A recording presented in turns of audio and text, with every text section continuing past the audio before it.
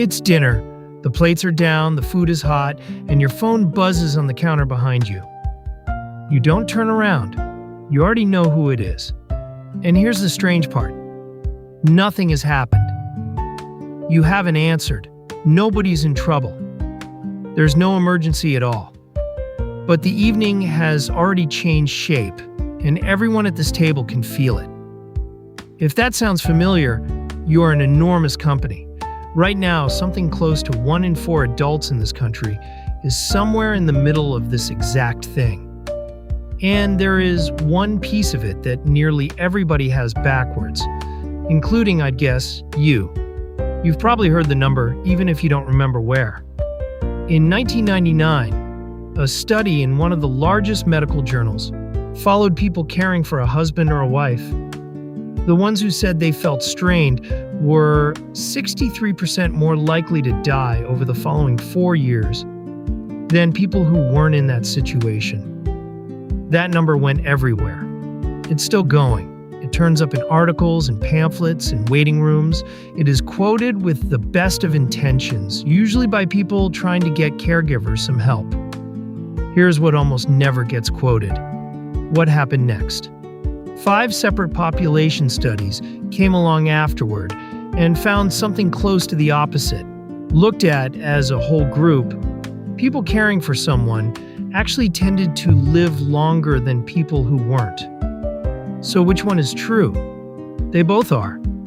And the reason they're both true is the most useful sentence in this whole video.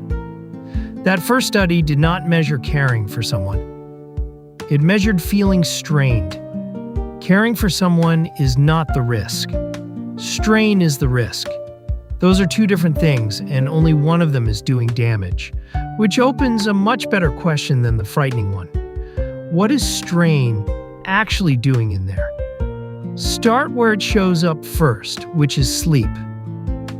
Among people doing this kind of care, roughly 2 out of 3 report trouble either falling asleep or staying asleep. And when researchers measure it, instead of asking about it, the pattern is oddly specific. It takes longer to drop off. The night breaks into pieces. Total sleep shrinks. The following day runs worse than it should. That's not insomnia in the ordinary sense. That's a body keeping one ear open. And a body keeping one ear open is not making a mistake. It's doing exactly what it's built to do. Somewhere in the last year, it learned that the phone might ring, and it has quietly declined to fully stand down ever since. Underneath that, there's something else. There's a marker in the blood called IL-6. Think of it as a small readout of how much low-level alarm a body is running. It climbs slowly in everyone over the years. That's ordinary. In one study of people caring for a spouse with dementia, that climb was running about 4 times faster than in people not doing that care. And here's the part that surprised the researchers themselves. In some of them, it stayed elevated for as long as 3 years after the caregiving had ended. Now, I want to be straight with you about something, because this is the point where a lot of videos would quietly cheat. Both of those studies were done on older husbands and wives caring for each other. Most people watching this are caring for a parent. That's a different situation, with different hours, different distances, and a job on top of it. The strongest numbers in this field were not measured on you. What we can say honestly is the direction. Keeping one ear open is a sensible thing for a body to do. It's genuinely useful for one night. It gets expensive over a year. So if the body is running an alarm, the real question becomes, who is allowed to switch it off? Let's put you on the map for a second, because the map is bigger than most people picture. 63 million adults in this country provided ongoing care in the past year. That's close to 1 in 4 of us. 10 years ago, that number was 20 million lower.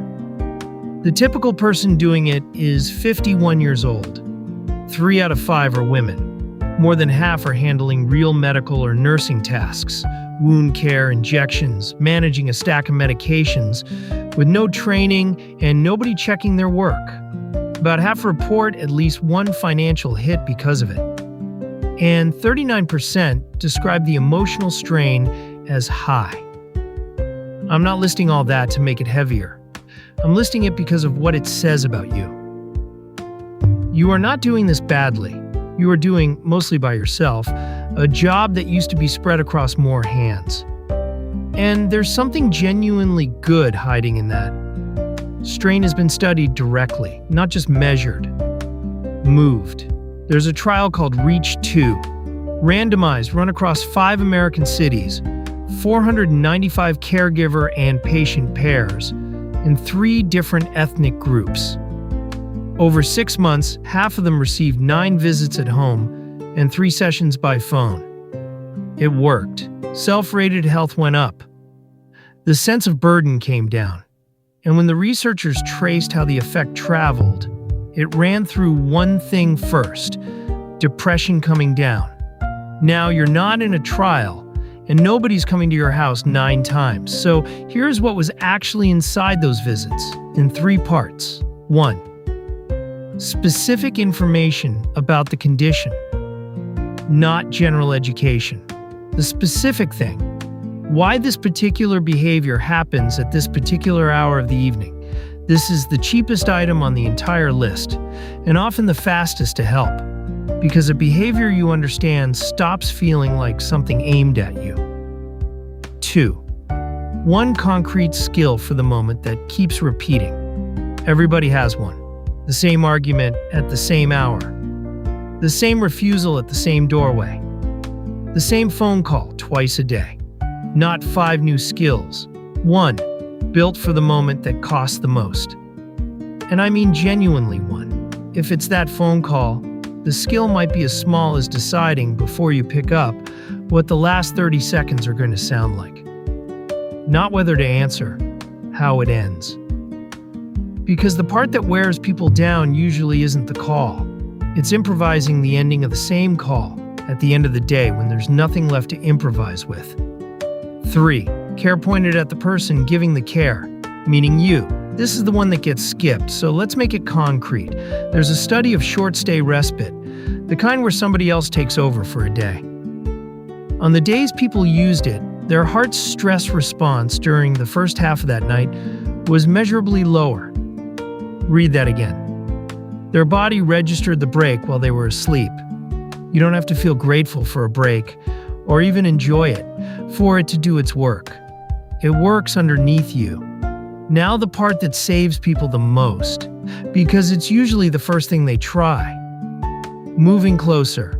There's a study using national data from 2021. 932 people, all of them adult children caring for a parent. That is exactly the situation we're describing. It sorted them by distance. Living in the same house, 20 minutes away, an hour away, further than that. Distance did not predict depression at all. For anxiety, it barely registered, and only in one group.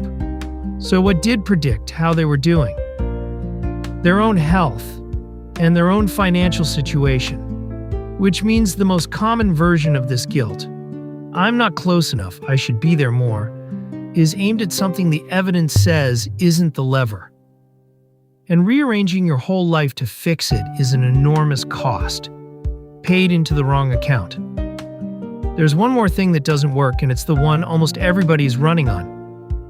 Guilt, used as fuel. Guilt is a decent signal and a terrible engine. It's telling you something matters, and it's right about that. But it can't tell you what to do. It doesn't book anything, and it has never once made a plan. People running on it don't do more. They just do the same amount while feeling worse about it. Speaking of accounts, let's talk about money for a minute, because there's a gap here that quietly takes a great deal of it. Medicare covers respite care only under hospice, and only for about 5 days. In-home respite, not covered. Adult daycare, not covered.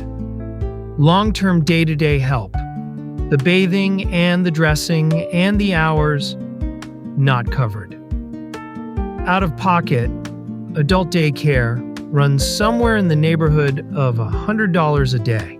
But here's the line worth writing down. Nearly every state covers some form of respite through Medicaid waiver programs.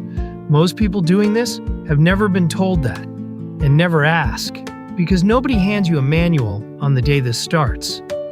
A few things are worth taking to a doctor rather than absorbing on your own. Broken sleep that's run past about 3 weeks and is spilling into your days. Emotional strain that has stopped being bad stretches and settled in as the baseline. Any hopelessness that sits down and stays. And any thought of harming yourself. That one doesn't wait for a convenient afternoon. And this one, which sounds smaller than it is. Your own appointments. The ones you keep moving. Remember what the data said predicted how caregivers were actually doing. It wasn't distance, it was their own health. So here's the one thing tonight. Open your calendar and put one afternoon on it. Not a plan, not a conversation with anybody, not a decision about the future. One afternoon written down that belongs to you. Your body will find it. We know that because it's been measured while people were sleeping. The phone is still going to buzz. That part isn't going anywhere. But caring for someone and being worn down by it are not the same thing. And the second one is the part that moves.